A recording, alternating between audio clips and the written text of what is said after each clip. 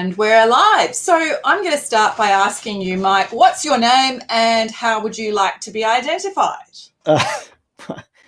You've given half of my name away. It's Mike Biggs, and I am in design and innovation, but that's an accident. They're the tools. And I've found over the years, 20 years of consulting in digital and things, I'm now kind of helping individuals to become the best possible consultant they can. So I've kind of branded it as the consultant's consultant, whatever the hell that means. But we happen to live in this innovation and design space. And by the way, those innovation and design tools are great for building people and capability, not just products and services, if you sort of follow what I'm getting at there. So that's me. What do you want to do next? Okay. I was working at a moment that I could come in. So tell us, you've been talking about this idea of teaming, and in a kind of particularly in a pandemic shadow. What does teaming mean for you, and how does it actually change the way we operate in business? Okay, so I've got to say, I love these conversations because coming into this, I thought, I don't know what I'm going to say, but in just talking, it just comes. So the first thing is, when the pandemic hit, I thought it's going to be fine, and it sort of is in Australia. But then after days and weeks of living in this room with screens everywhere, I'm just in this tiny room. It reminds me of this Black Mirror episode. I don't know if there's any fans, but there's this one episode where they all live in like skyscraper buildings, and they're in these tiny boxes as their room, no kitchen or anything. They go out and ride a bicycle and get a exercise bike and get an apple or something to eat. But in the room, there's these TVs always advertising at them and taking their credits. And there's like, the sexy film, do you want to watch that? And this kind of stuff at them, and everyone's coming. So I thought, goddamn, we're going to be in the Black Mirror episode with everyone from the world coming into our room on all these screens, and it's horrible. And there's this whole subtlety of work invading.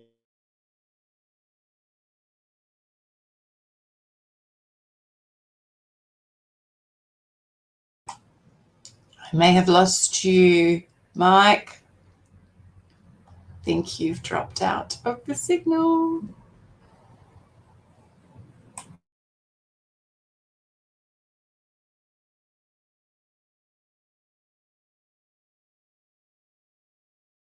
To have a chat or okay, we're back. All right, that's fine. I can do. You're muted again. I'm so sorry. I think your connection died on you for a bit. So you were talking about. I'll bring you back on screen. And you were talking about the fact that you thought that you were in the middle of a Black Mirror episode. Yeah. So we're in the Black Mirror episode, and that's terrible, right? I don't want to have the whole world coming in.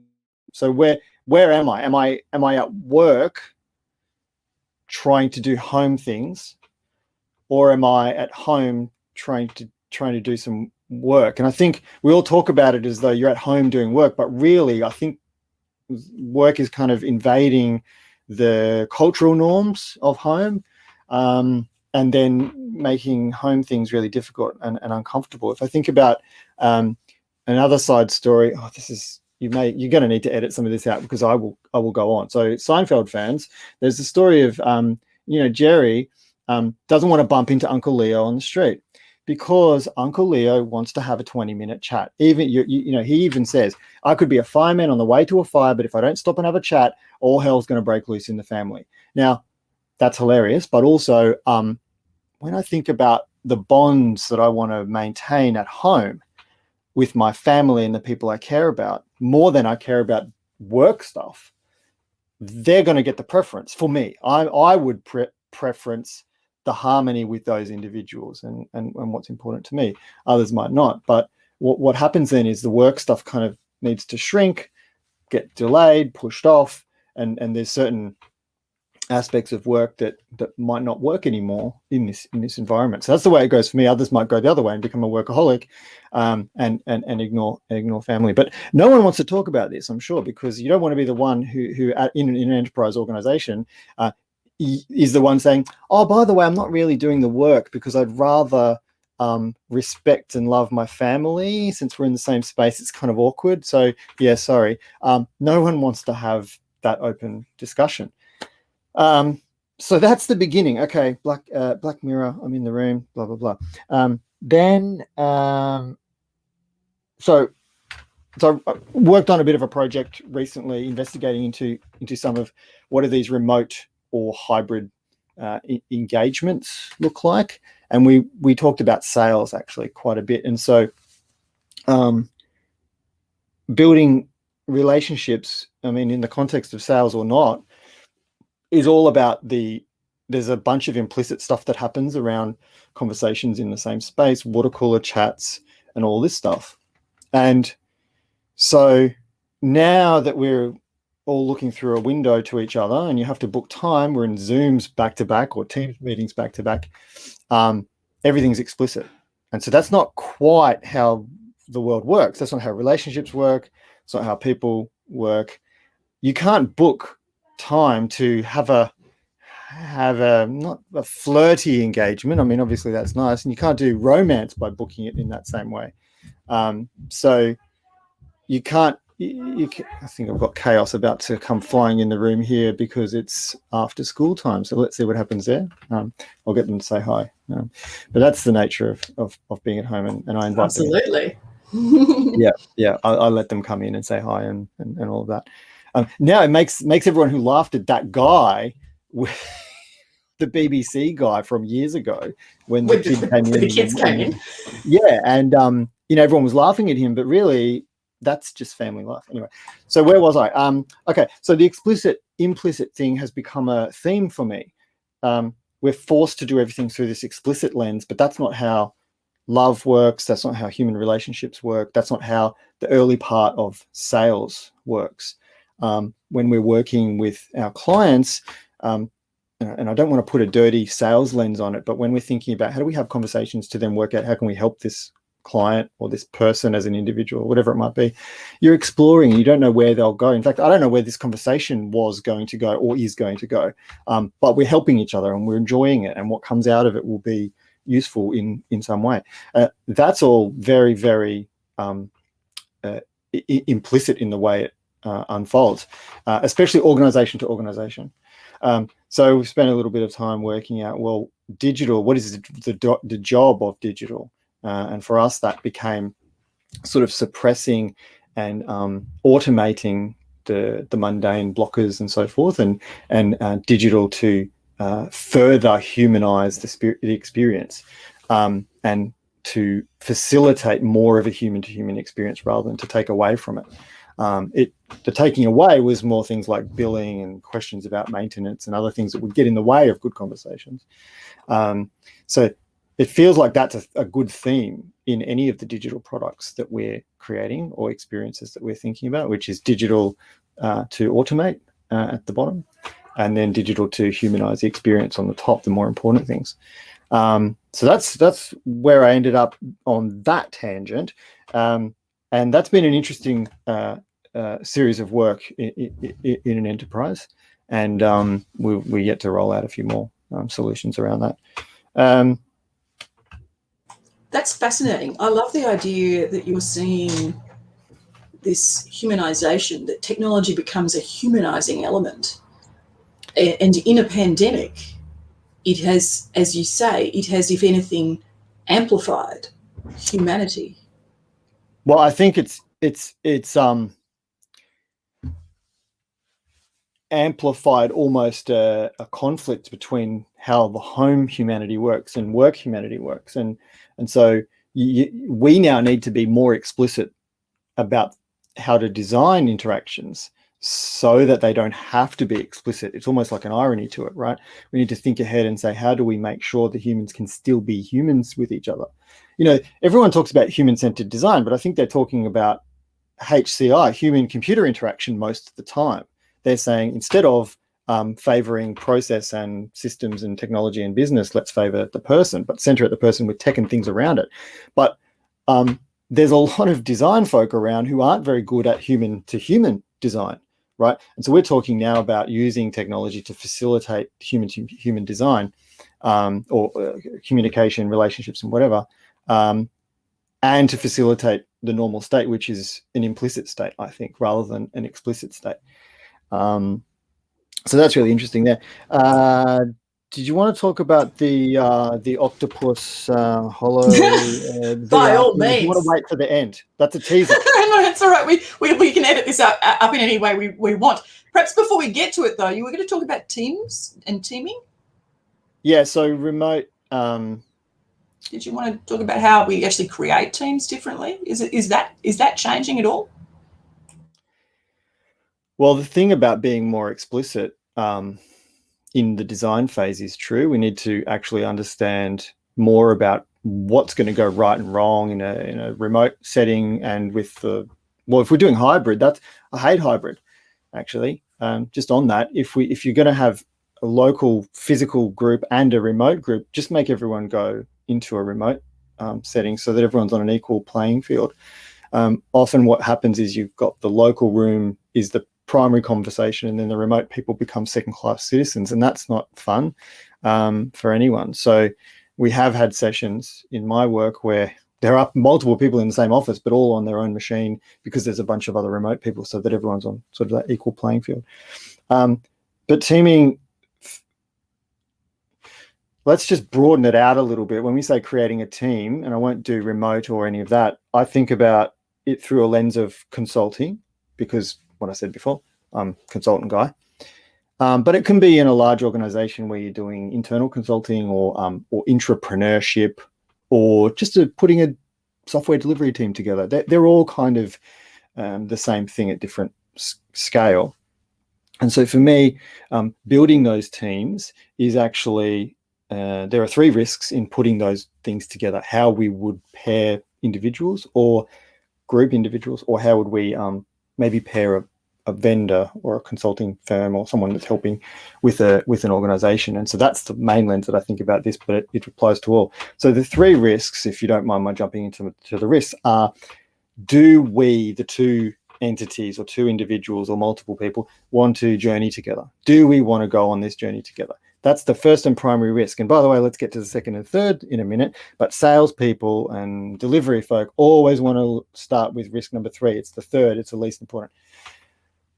First one, do we want to journey together, right? Are we on the road to Gandhara with Monkey and Tripitaka, and we're going to get the scriptures? And truth be told, the finding of the scriptures is in the journey along the way. They don't find them. They never get there, like boring, right? So do we want to journey together? Second one is, can we actually solve the thing? Do we want to build the shiny solution, whatever that is? Change software or a thing or something else, and our credibility in that, do we have proof, blah blah blah, all that stuff that's important, but kind of a bit more boring than do we want to journey together. Third one, right, so there's a lot of, in that middle one around building the shiny thing, firms I've worked for have a lot of developers, and there's often things that they say like, we have the top 5% of the best developers, and I'm like, tell me a bit more about that. So we're talking about what? Individual merit, and they're the best at what? Writing code in a room on their own. Oh, that's interesting, because actually that's not an important skill set at all. The team part, the journeying part is more important. Can they actually get along, and do they have emotional intelligence, and do they have empathy for others, and all of that? So if I think about balancing those first 2, and I'll get to the third risk in a sec, I would rather have very, very high level of agreement on, do we want to journey together? And I can't really put a number on it. It's a qualitative thing, but let's say it's like 80, 90, 100% good, very high good. And then say we're talking about developers in this context, say they're like 75% good as developers. I'm sure some purists would be screaming, 75%, it's not good enough. We would need the best. That's going to be a way better outcome than, think about the reverse. Super shit hot developer, or developers, or team, or technical merit, or whatever the hell it is, but not very good at journeying together. That's going to be a disaster. So I would rather have it this way all the time. Anyway, so that's the first 2. Third risk is, and do it in this order, third risk, only get to the logistics, time, budget, I mean, you need to know a ballpark in the first place, but that's really, really broad. Are we talking about a big business, or are we talking about a lemonade shop stand? Then that stuff will fall into place. Client will wait, we will wait, re-timeline, whatever needs to happen there. And if you're open enough about the real value of this problem you're solving, and if you're open enough about the process and work that's involved, you'll land on the right money, especially if the first two things are really bought into. So that's my 3 risks. I love that. That's beautiful, and you've articulated what I have to say. I have to acknowledge quite freely. In the past, I used to run a software production house, and we always used to set a kind of a very high bar as to who we would employ. But then some of the people that we did employ who passed the tests on entry were not, shall we say, the most people in the world, and that became difficult to communicate with clients, because if we are looking at ways to improve how we behave as humans, or how we function in businesses or in society, or whether we're tackling profitability or tackling climate change, right? It doesn't kind of make any difference. So long as we're actually all invested in the journey, we get a better outcome. So what do you see as being the priorities, in light or shadow of this pandemic?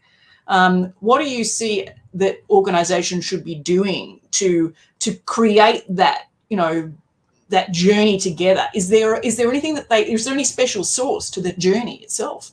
Oh, it's really easy. But it's kind of one thing. It's pushing down, decentralizing, right? So I've been getting right into skin in the game. What's his name? Nassim Nicholas Taleb's book. And so this is his latest one in the series that includes Black Swan and all of that. And this one really excites me because it talks about what's going on around asymmetries in the world, and what organizations suffer from and causes some of the malaise that we're talking about is disconnection, alienation from the work or the outcomes of the work, alienation from disconnect from responsibility from outcomes. Bureaucracy tends to do that. And so I think the answer is hard to do, but simple to understand.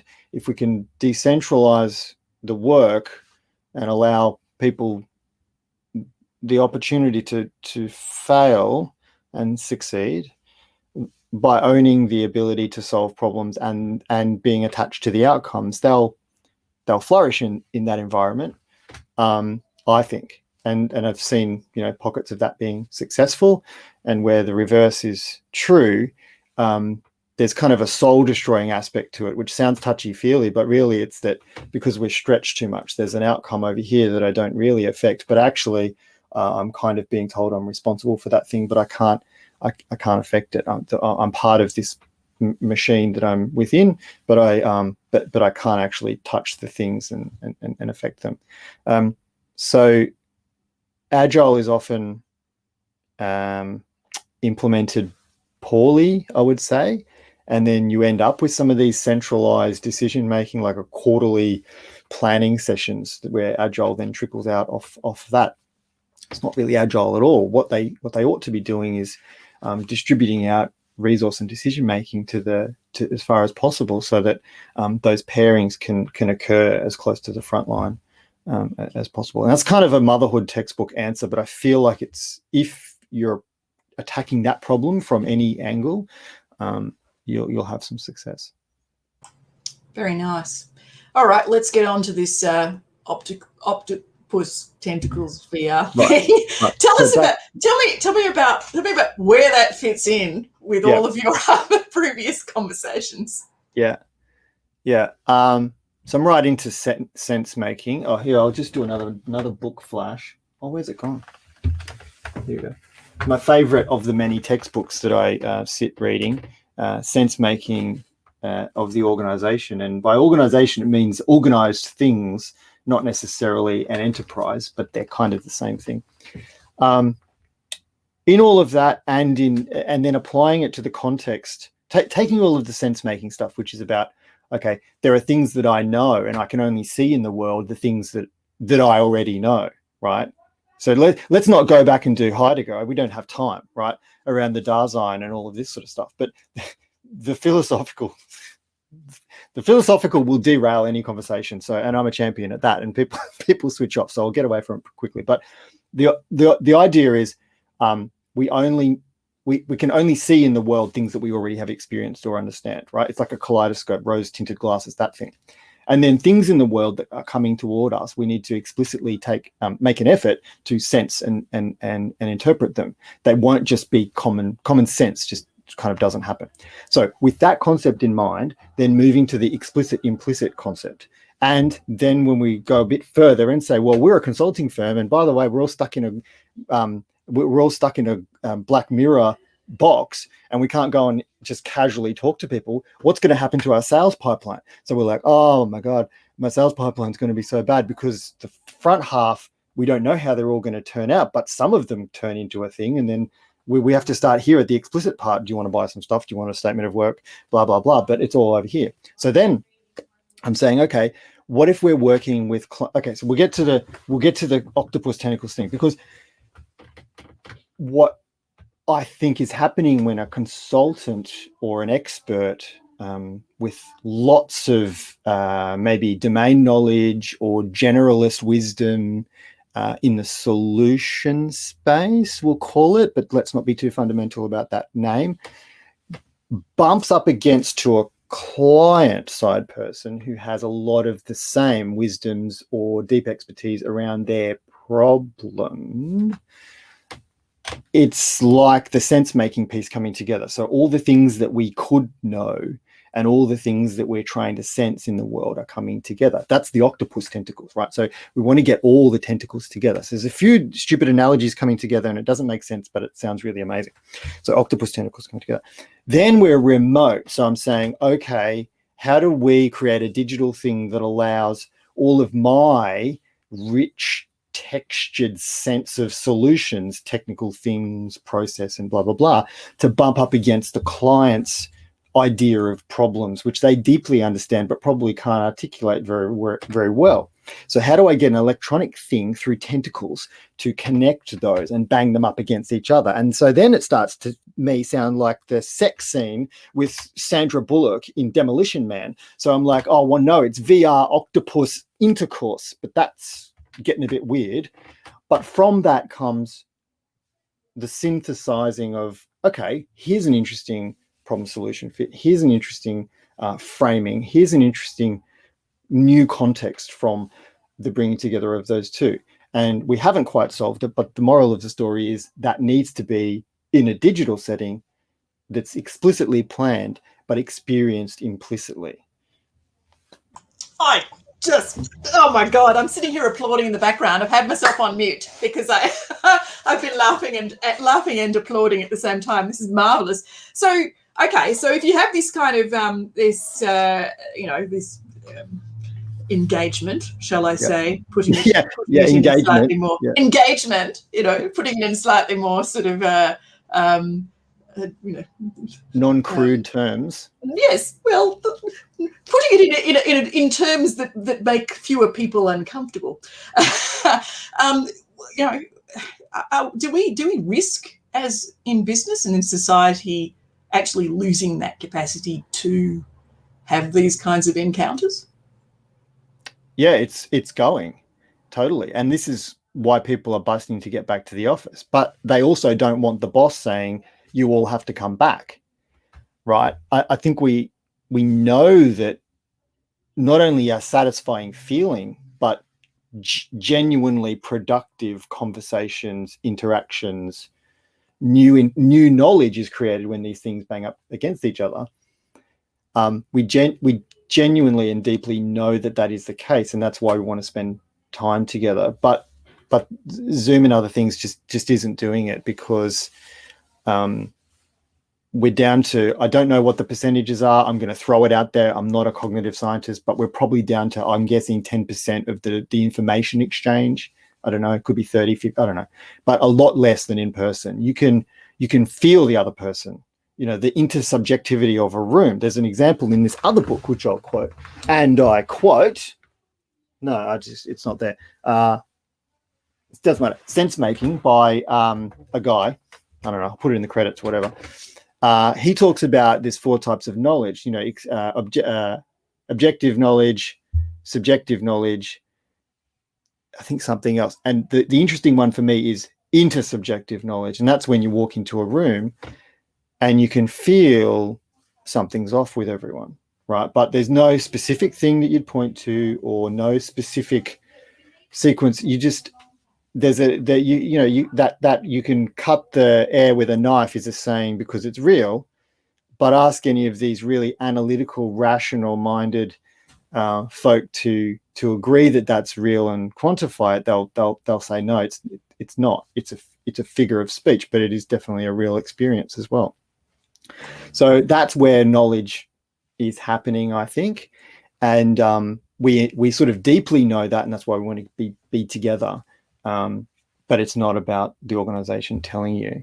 So I think Zoom and the things need to evolve a bit, but there's still a huge limitation unless you genuinely feel like you're in the room together. I think the fact that it's on a small screen, there's no smells, the subtlety, even that half a second delay is a big problem because you can't interject into the conversation in a comfortable, casual, polite way. Interjecting ends up being disruptive. It's the granularity, I think, the fidelity of the experience that's the problem. We're down to black and white. I've kind of only just realized that's what I'm trying to say. Do you think that, you know, you've got kids, do you think that young people who have been stuck at home are not going to have that sense of walking into a room and cutting the air with a knife? Do you think that they're going to lose that capability? Probably not. I think humans are pretty resilient, and I think if the parents are carrying on the other adults who are around that you would see, assuming you still see some, it's going to carry on as normal. That's a role modeling that's going on. If I think about the few months that we were all home together, it was horrible. I was working, my wife was working, I was also doing IT for the house. I'm basically running a crap bed and breakfast. And let me just throw in one other story. No one's talking about how we're cooking 3 meals a day and then you got to wash all of that. Who's doing this work? Who? I don't. Anyway, so I think they're going to be okay. Mine, I kind of embed, I hope, as much of this dry wit that I have with them, and like just little looks like that's someone says something and then you're like, that's what. So there's multi-layering in the conversations that are going on. But if they could only interact with us digitally, that would be a lot tougher to role model those behaviors and show them how, say, my wife and I say one thing but do another, or say one thing and mean another thing. I think it's the paradox or ironies in action and meaning, and what you say and do don't always line up, and that's okay. Like, that's not lying, that's life. If they don't see that could be a problem. This has been a fascinating conversation. I think it could go on for ages, because I also think that we're now moving into the kind of range of what makes us human in comparison with the devices that we work with, right? And who we are as humans in terms of as mediated by the devices that we use. Mediated for sure. That's not even strong enough for me. It's repressed, right? We're being oppressed by the machines. I've got a whole talk on the robot oppression if you want to hear that, but again, another time. Again, we need to do this again, Mike. I have to say, this has been. I'm going to ask you one last question, otherwise I'll put myself on camera. But is there anything else that you would like to share in terms of issues that you see as being really important, both in terms of your consultancy and in terms of society generally? I think we've covered most of it sort of accidentally, or maybe they're just on the tip of my tongue, ready to go. You know, you ask any question, you're going to hear about my stories. But I think there is one final one, which is I sort of touched on, and there's this notion of human-centered design, and that's a human at the center with stuff around it. But it still doesn't talk about, and I don't want to do capitalism. Well, that's, but it's about to what end. Okay, there's a saying that comes up all the time when you're trying to do change or things with people or organizational things and blah, blah, blah. It's about the people, or it's about relationships. And I think that's true and super interesting.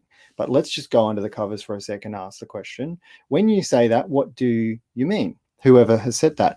And I think generally speaking, people, you know, they mean I'm trying to do an organizational thing that's in line with the behaviors of capital. And in order to do that, I will use the instrument of people, and the relationships that I have with them are the method, the means. And I am kind of disgusted by that thought. Turns out I'm a bit of a socialist. So I think the world is actually the other way around, even if we pretend it's driven by organizations and capital. I think what's actually going on and what drives people, okay, everyone needs to eat. I don't want to speak as an entitled middle-class white guy in the West. Obviously, I've got life good globally. But I do think people are really, really motivated to have relationships and with others of all kinds. And the organization is the place and way in which we get that for ourselves, as our souls, as humans. But we don't think of it that way. We think of it as, well, I'm going to make some money, or the enterprise exists in order to make money and do things and widgets and blah, blah, blah. And these people will come along and make money and participate in whatever. But I think really we're participating because we want the relationships. We don't actually care about all this purpose stuff. All this Simon Sinek stuff is a bit of that.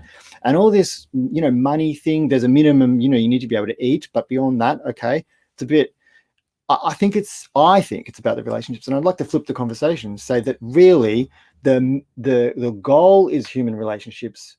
Let's all be honest to ourselves. And the method is the organization, not the other way around, like is implied in the earlier statement. And that's my final thought for the day. You know, power to the people. Oh, that's beautiful. Thank you, Mike. I'm kind of, I think we need to explore that a bit further. I'm going to do this on